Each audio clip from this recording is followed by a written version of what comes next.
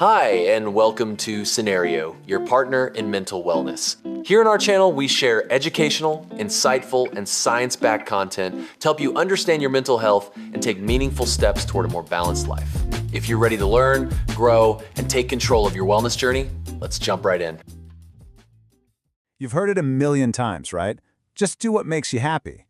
But what if it's actually not the best advice? Today, we're going to get practical. We're not just going to hope for joy, we're going to architect a system for it, building it right into the fabric of our daily lives. I mean, this phrase is everywhere. It's on coffee mugs, it's all over social media. It sounds so simple, so liberating, doesn't it? The perfect little mantra for living a good life. But if it were really that easy, Then why does trying to follow it feel like just another exhausting item on our to-do list? Instead of feeling like inspiration, it starts to feel like this impossible standard that we're just constantly failing to meet. And that, right there, is the core of the issue. When you hear a phrase over and over again, it can become hollow. It just turns into background noise.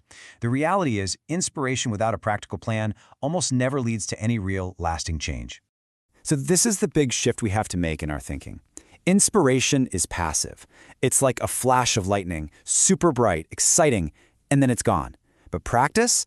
That's active. It's about making small, specific, repeatable choices that build on each other, that compound over time. So the real question is, how do we practice joy? Well, it starts with this idea, alignment over autopilot.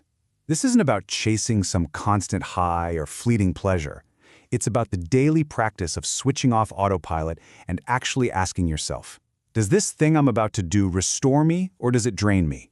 It's about deliberately choosing actions that actually support who you are.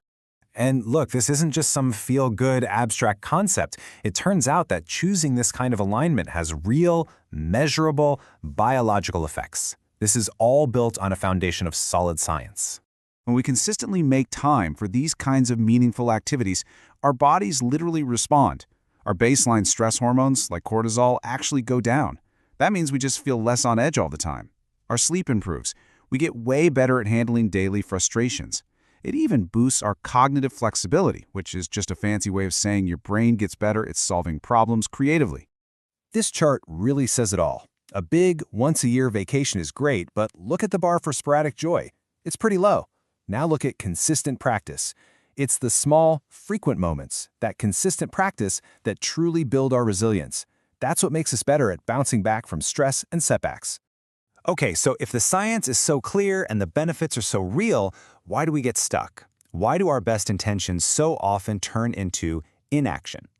It's so important to remember that these are really common, practical barriers. They're not personal failures. The number one reason we all give? Time.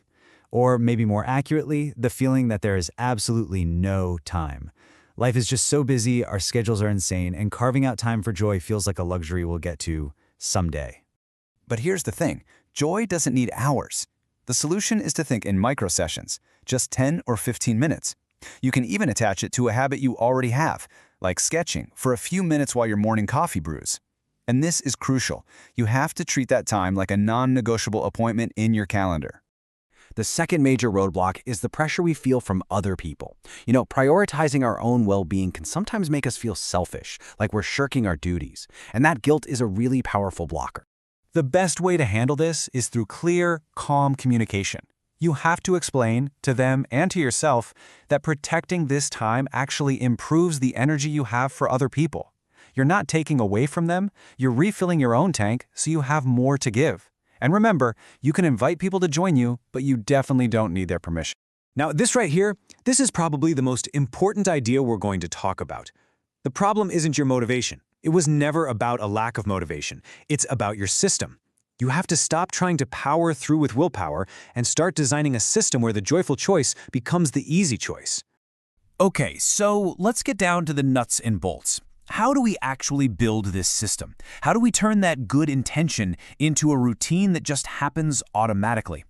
It's really just a simple three-step process. First, we identify what truly restores our energy. Second, we plan small, totally realistic actions around that. And third, we integrate those actions into our existing routine so they become second nature. So to identify your real sources of joy, you have to kind of become a detective in your own life. Ask yourself these questions. What activities leave me feeling lighter after I'm done? Not just distracted during, but lighter after. And what things consistently drain me that I'm just tolerating out of habit? The honest answers are your roadmap. Now, the secret to making all of this actually stick is a technique called anchoring, or habit stacking. You just pair the new, joyful activity you want to build with a strong habit you already have. It basically removes all the friction and makes the new behavior so much easier to adopt. All right, let's talk about the long-term payoff. Because this is not just about feeling a little bit better for 15 minutes a day. These small, consistent actions have a powerful compounding effect over time. And these benefits just ripple out into every single area of your life. Personally, it means lower stress and a much lower risk of burnout. Professionally, you'll see improved creativity and clearer career goals. And in your relationships, you'll be able to show up with more authentic energy and much stronger, healthier boundaries. If you only take away one thing from all of this, please let it be this. Real lasting change comes from repetition, not from intensity. It's the small, consistent steps day after day that build a joyful life, not the rare, grand gestures. So where do you start? Right here, right now. Start small. Choose just one single activity to try this week.